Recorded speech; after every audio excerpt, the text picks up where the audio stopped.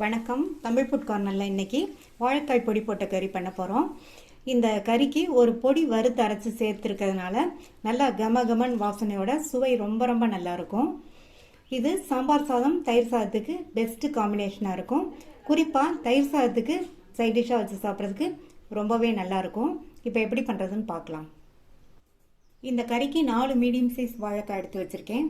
First வாழைக்காயில் இந்த காம்பு பகுதியையும் இந்த சைடு நுனி பகுதியையும் கட் பண்ணிவிட்டு தோல் சீவிக்கலாம்.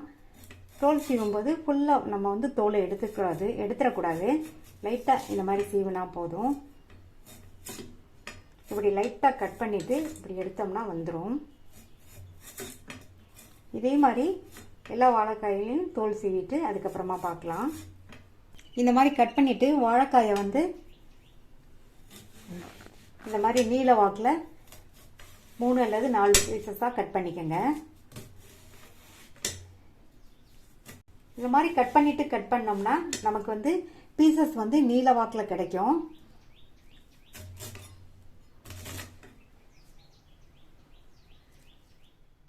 கட் பண்ண பீசஸை ஒரு பாத்திரத்தில் தண்ணி பிடிச்சி வச்சுருக்கேன், அதில் சேர்த்துக்கலாம். இந்த மாதிரி தண்ணியில் சேர்த்துட்டோம்னா வாழைக்காய் கருத்து போகாமல் இருக்கும். இதே மாதிரி நம்ம எடுத்து வச்ச எல்லா வாழைக்காயும் தோல் சீவி கட் பண்ணி தண்ணியில் சேர்த்துக்கலாம். ஃபஸ்ட்டு இந்த கறியில் சேர்க்கறதுக்கு நம்ம பொடியை ரெடி பண்ணிடலாம்.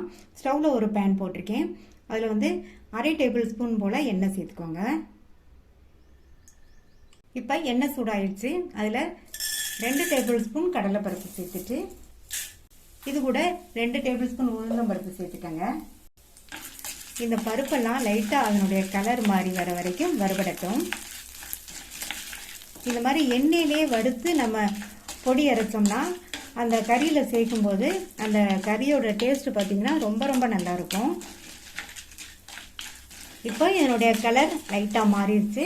இந்த ஸ்டேஜில் இதில் 1 டீஸ்பூன் மிளகும் 1 டேபிள் ஸ்பூன் கொத்தமல்லி விதையும் சேர்த்துக்கோங்க. இப்போ எல்லாமே நல்லா வறுபடட்டும். நீங்கள் வறுக்கும்போது ஸ்டவ்வோட தீயை நல்லா குறைச்சிட்டு நிதானமாக இந்த மாதிரி வறுத்தோம்னா பருப்பும் நல்லா பொன்னிறமாக வறுபட்டுரும். நம்ம சேர்த்த மிளகு கொத்தமல்லி விதை எல்லாமே நல்லா வறுபட்டுரும். அடுத்து இதில் நான் 6 காஞ்ச மிளகாய் சேர்த்துருக்கேன். நீங்கள் உங்கள் காரத்துக்கு தகுந்தபடி சேர்த்துக்கோங்க. மிளகு சேர்த்துருக்கிறதுனால மிளகாய் பார்த்து கரெக்டாக கவனமாக சேர்த்துக்கோங்க. இப்போ நம்ம சேர்த்த இந்த மிளகாவுமே நல்லா வறுபடட்டும். அடுத்து இது கூட கொஞ்சமாக க்ளீன் பண்ண கறிவேப்பிலையிலையும் சேர்த்துட்டு அதையும் வறுத்துக்கோங்க. கறிவேப்பிலையை நீங்கள் ஈரமாக போடக்கூடாது, நல்லா காஞ்ச கறிவேப்பிலை இலைகளாக இருக்கணும். இப்போ நம்ம சேர்த்த கறிவேப்பிலை இலைகளுமே நல்லா மொறுன்னு வறுபட்டுச்சு. ஸ்டவ் ஆஃப் பண்ணிவிட்டு இது ஆறுனதுக்கப்புறமா நம்ம மிக்ஸி ஜாரில் சேர்த்துக்கலாம். மிக்ஸி ஜாரில் சேர்த்தாச்சு. இதை நைஸாக அரைச்சிடாமல் லேஸ் குறகுறப்பான பவுடராக அரைச்சிக்கலாம். அப்போ தான் இந்த கறிக்கு நல்லாயிருக்கும். அரைச்சாச்சு. இந்த மாதிரி அரைச்சிக்கங்க. அடுத்து இந்த கறி பண்ணுறதுக்கு ஒரு அடிகனமான கடாய் அல்லது இரும்பு கடாய் எடுத்துக்கோங்க. நான் இரும்பு கடாய் எடுத்திருக்கேன். இதில் 1/2 டேபிள் ஸ்பூன் எண்ணெய் சேர்த்துக்கலாம்.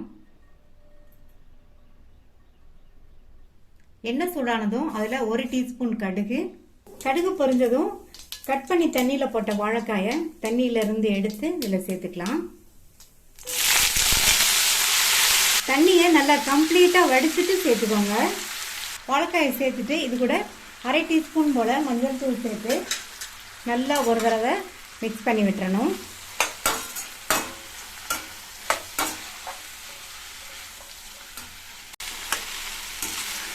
நல்லா மிக்ஸ் பண்ணி விட்டாச்சு. இந்த மாதிரி மிக்ஸ் பண்ணி விட்டதுக்கு அப்புறமா ஒரு வாழை இலையை வச்சு மூடி வச்சிடலாம். இது மாதிரி வாழை இலை வச்சு மூடி வச்சுருங்க, அல்லது ஒரு பிளேட் போட்டு மூடி வச்சுருங்க. நம்ம வாழை இலை போட்டு மூடி வச்சோம்னா இந்த வாழை இலைக்குன்னு ஒரு வாசனை இருக்கும் இல்லையா, அந்த வாசனையெல்லாம் இந்த காயில் இறங்கி இந்த கறி சாப்பிட்றதுக்கு நல்லா சுவையாக இருக்கும். அதே சமயம் இந்த கறி நல்லா வாசனையாகவும் இருக்கும். இப்போ ஸ்டவ்வை மீடியம் ஃப்ளேமில் வச்சுருங்க.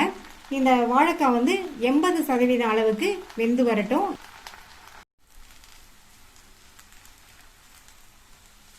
வெந்துட்டு இருக்கும்போது இலையை எடுத்துட்டு இந்த மாதிரி கிளறி கிளறி விட்டோம்னா எல்லா காயுமே நல்லா ஒன்று போல வேகும்.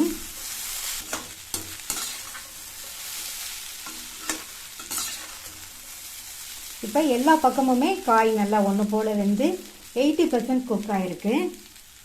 இந்த ஸ்டேஜில் இந்த காய்க்கு தேவையான அளவு உப்பு சேர்த்துக்கலாம்.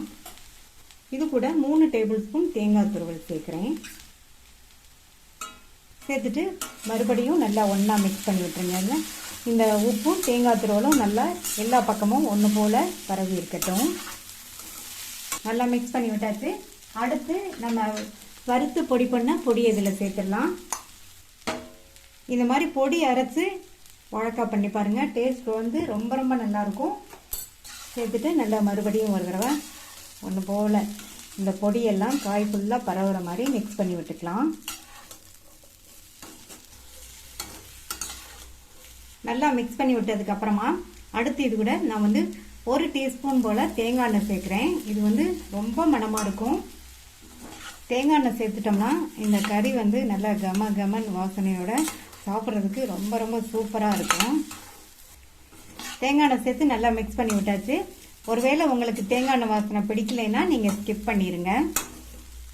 மறுபடியும் வாழை இலையை போட்டு நல்லா மூடி வச்சு ஸ்டவ்வை வந்து சிம்மில் வச்சுருங்க. இது அப்படியே ஒரு 2-3 நிமிஷத்துக்கு இருந்ததுன்னா வாழைக்காய் நல்லாவே இன்னும் சாஃப்டாயிரும். சிம்மில் வச்சு 3 நிமிஷம் ஆச்சு. வாழைக்காய் நல்லா சாஃப்டாக வெந்துருச்சு. அவ்வளோதான். நல்லா சூப்பராக கமகமன் வாசனையோட வாழைக்காய் பொடி போட்ட கறி ரெடி ஆயிடுச்சு. நீங்களும் இந்த கறியை ஒரு தடவை ட்ரை பண்ணி பார்த்துட்டு உங்கள் கமெண்ட்ஸை சொல்லுங்கள். தேங்க்யூ.